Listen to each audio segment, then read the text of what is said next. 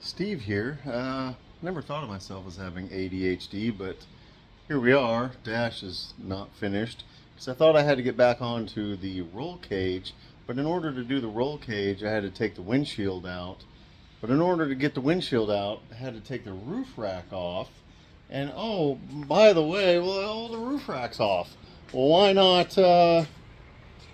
just draw up in CAD a little floor for the roof rack and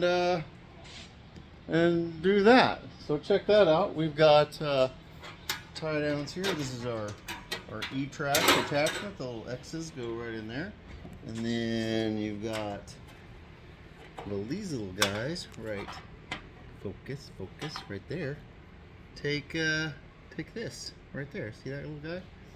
And now that guy goes in there, snaps in, tie downs. This thing's never gonna get finished, is it? So, meanwhile, the wipers aren't finished, or the heater blower's not finished. We don't have seat belts. What else? Oh, storage, dry storage is supposed to be in there somewhere. That's gonna be done here soon.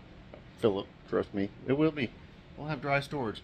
But hey, we'll have a cool place to tie down our stuff. All right, you guys go get something done. I'm gonna.